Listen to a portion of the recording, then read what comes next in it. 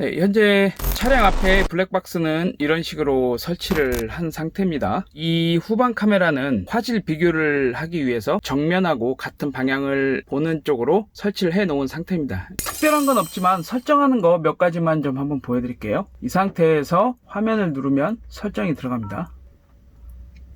일단 카메라 설정을 보시면 카메라 속성이 있습니다. 여기에서 해상도를 변경을 하실 수가 있고요. 비디오 코덱이 좀 차이가 있는데요.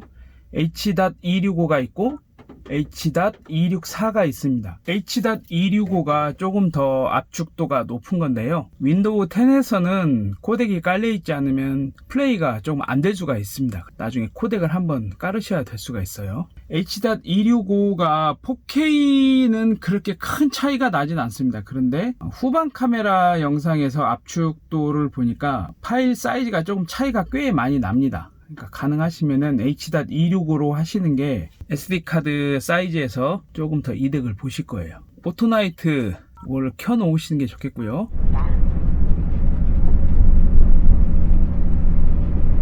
마찬가지로 WDR도 켜 놓으셔야 갑자기 어두운 곳에서 빠져나간다거나 뭐 밝은 곳에서 빠져나간다거나 할 때가 좋습니다.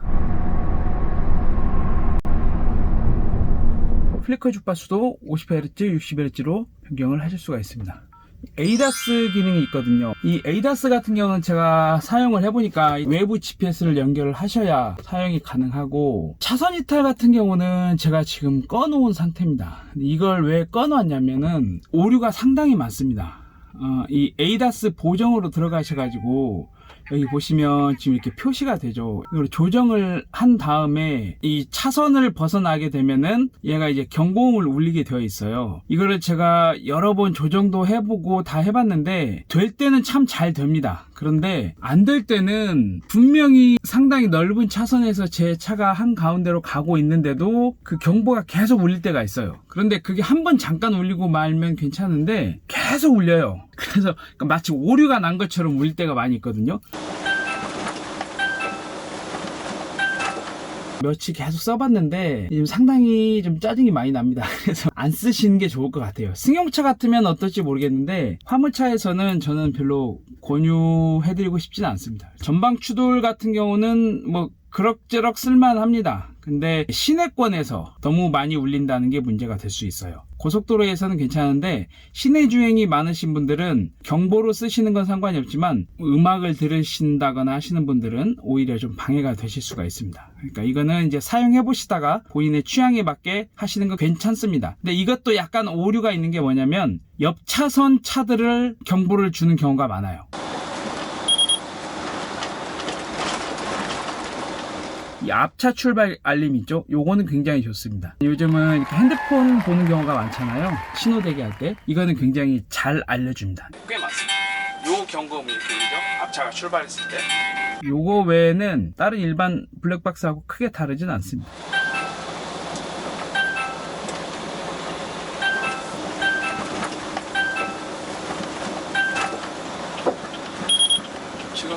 지금은 뭐 틀만했네요. 아무것도 없는데 방금도 추돌 경고등 뜨죠.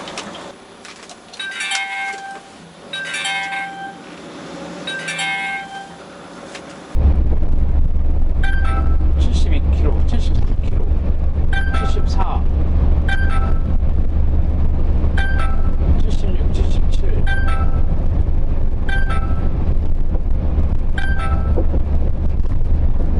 70 맞죠? 제가 사용하는 편집 프로그램인 파이널 컷에서 블랙박스 원본 영상을 편집하는데 문제가 생겼습니다. 영상에서 보이는 것처럼 플리커 현상 같은 게 보이는데요. 원인을 못 찾고 있습니다. 그래서 어댑터라는 프로그램으로 원본 영상을 압축만 풀어서 MPG4 파일로 만든 후 편집을 했습니다. 블랙박스의 화질은 나름 민감한 문제일 수도 있기 때문에 이런 과정으로 영상 편집했다는 것을 밝혀드립니다. 이것 외에는 영상에 대한 어떠한 보정 작업도 하지 않았고 같이 녹음된 음악은 저작권 문제로 인해 다른 음악으로 대체합니다. 맑은 날은 다 선명하게 잘 찍힙니다. 그래서 상황이 좋지 않은 경우의 것만 보여드리도록 하겠습니다. 터널이 길지 않고 광량 차이가 크지 않아서 그런지 다이나믹 레인지가 꽤 괜찮네요. 후방 카메라는 솔직히 기대가 좀 컸던 탓인지 화질이 좀 많이 아쉬웠습니다.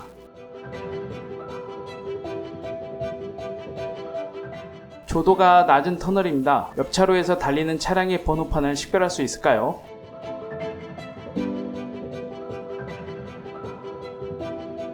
아마 대부분 이 영상을 핸드폰으로 보실 텐데요. 원본으로 보게 되면 번호 식별이 가능합니다.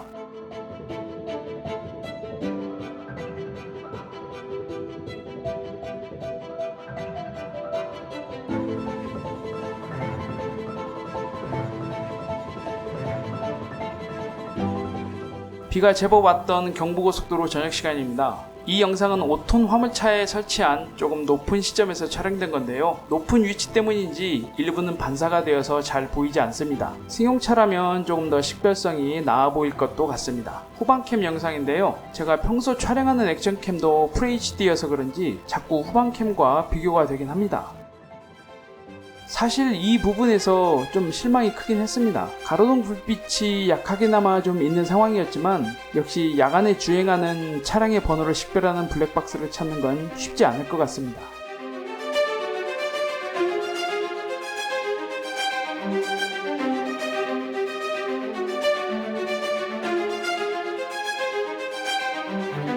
정지 상태나 천천히 움직일 때는 좀 낫긴 합니다. 하지만 불빛 하나 없는 곳에서는 원본을 아무리 천천히 돌려봐도 역시나 식별 자체가 불가능합니다. 아마 블랙박스가 높이 달려 있어서 어느 정도 영향이 있을 수는 있을 것 같아요.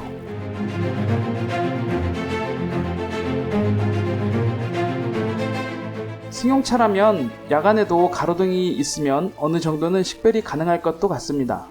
밝은 대낮에 비교를 한번 해보죠. 계속 실망감이 크다고 이야기했지만 낮에는 후방 카메라도 꽤 쓸만합니다.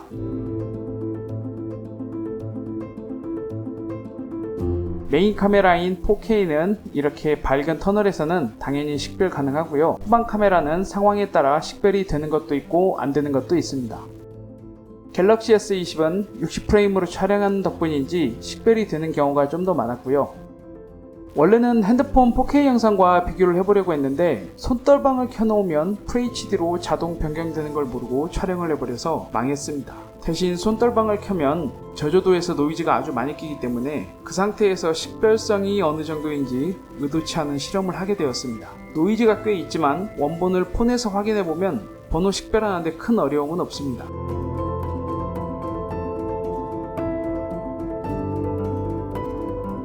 블랙박스 테스트하다가 폰 카메라 성능 좋은 것까지 덤으로 알게 되어버렸습니다.